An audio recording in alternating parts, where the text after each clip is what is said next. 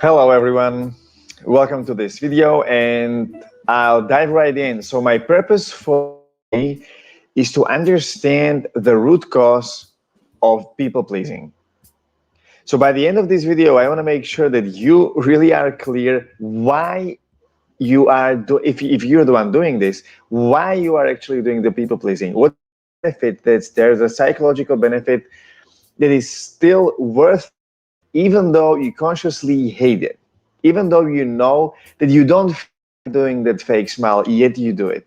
If you don't feel like agreeing with that person because like an arrogant dick, yet for some reason it pulls you to nodding your head and agreeing.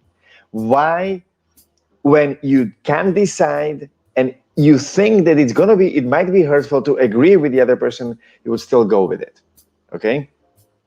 So as you already know, if you are not new to these videos, you know that the entire nice guy pattern and the anatomy of people pleasing is based on avoiding emotional tension.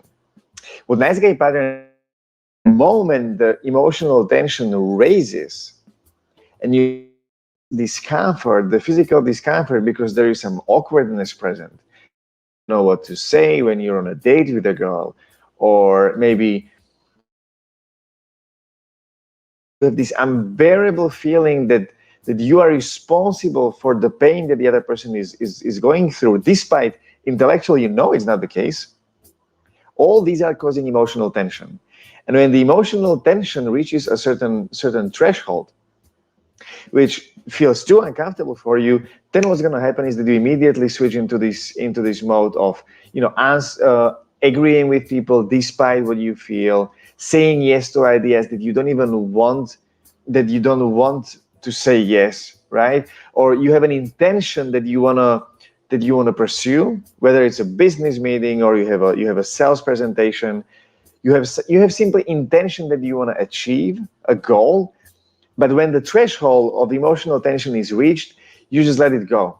And suddenly you agreed with what people are proposing to you just to keep the environment calm, right? Just to maintain the peace. But when you leave, you kind of hate those people for doing that, and you maybe even hate yourself for agreeing despite your best interest. So all these are elements of people pleasing and of the nice guy pattern.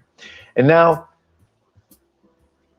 when I talk about the nice guy pattern, I always mention that nice guy pattern is a defense mechanism of the ego. Okay? When you're nice because you have to be nice, when you don't have a choice, and the polite and nice behavior is a compulsion driven by fear, that's not being nice. That's being afraid.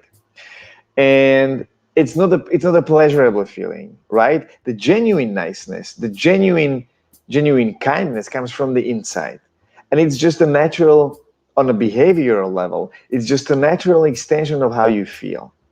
If I feel loving and kind to you because I appreciate you as a human being, and I simply enjoy you and being with you, I'm gonna be nice, and it's gonna feel natural, it's gonna feel normal, and it's gonna be pleasurable, right?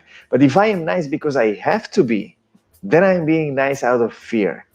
And whether you want it or not, the other person notices that. So because it's all fear driven, it's by nature a defense mechanism of the ego. And you would wonder, how is this a defense mechanism? How does such thing even exist?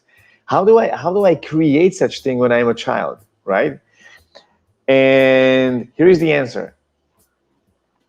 So we have basically three well-known survival mechanism of the mind, and that's fight or flight or freeze, right? So if you're facing psychological danger, if you're a very proud person and someone tells you you're a dick and you feel offended, the fight reaction is that you tell him you're a dick, or you just slap him in the face right away, right? That's the fight reaction. You're fighting the threat.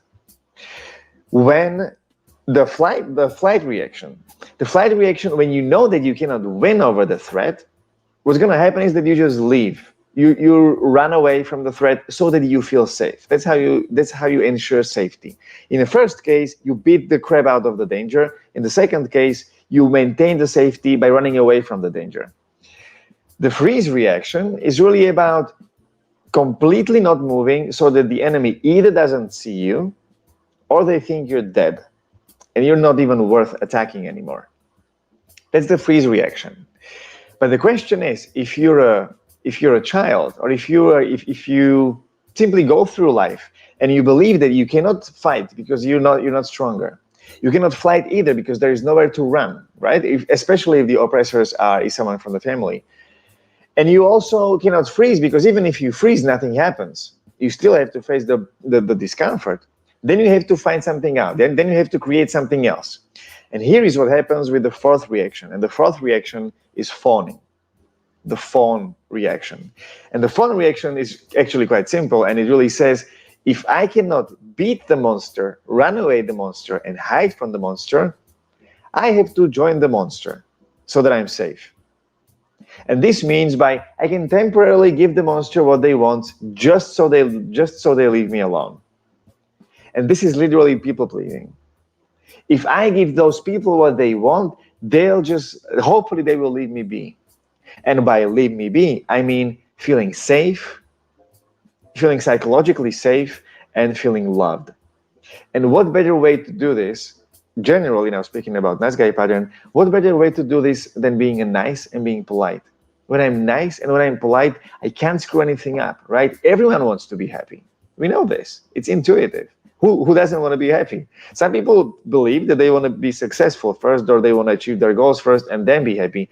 But the truth is, their goals and success is just means of how to achieve happiness. It's just that they're doing this for now. So they don't go for the happiness directly. So everyone wants to be happy. And when I just show myself as a nice, kind and loving person and a polite person, what can go wrong? Nothing can go wrong. So if I show myself this way, then everyone must love me and like me, right? If I'm so nice that I give to everyone what they want without them even having to ask, then I'm going to be, not only I'm going to be safe and loved, but because this is how the world works, they will also give to me what I want without me having to ask. And this is the whole idea behind the nice guy pattern, behind the people pleasing. So it's all unconscious and it's all ego defense mechanism driven, right? No one in their conscious mind decides, hey, I'm going to make myself feel like crap by sacrificing what I want and giving to other people what they want and hoping that they will give the same back to me. No one does this. No one does this on a decision. What we do on decision is we do, hey, I really like that. I want that. It makes me feel good. That's why I want it. This is behavior that feels natural and that feels good if there is no the people pleasing and the nice guy pattern. And it makes the other side feel better as well, right? Would you feel better if I was nice and a little bit subservient to you so that you think that I love you so that you give me what you want? Or would it feel better if I just approached and say, hey, I like that, I want that. Let's do something about it. Which feels better? Obviously the second. Yet the nice guy pattern, because it's so deeply ingrained and because it's so deeply pervasive in the mind, it feels that this would be offensive. It feels that this is arrogant. Nice guy pattern wants to make you believe that approaching a nice girl and telling her that she's nice, which is, by the way, something that you think, that you notice. That's why you notice her in the first place.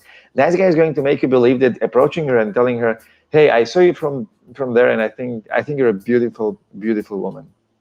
Nice guy believes that this is a completely outrageous, arrogant, cocky, unacceptable behavior that should be repressed. I mean, I might be exaggerating a little bit, but based on the intensity of the nice guy pattern, this is pretty much where it wants to take people. So note, it's just a defense mechanism. It's something that can be worked with. It's something that can be changed. And I have worked with many men, and we worked on this, and we did identify the pattern. We identified the situation where the pattern was creating inconvenience for the person, and we simply changed it. It's a pattern. It's not who you are. Okay? So if you want to change it, you can do the same. So I want you to write in the comment section where you experience the most fawning and the most people pleasing from other people. Is it at work? Is it in your dating life? Is it maybe in your relationships, in your family? I want you to just share with me what are your experiences with this in the world, where you see that happening. Thank you.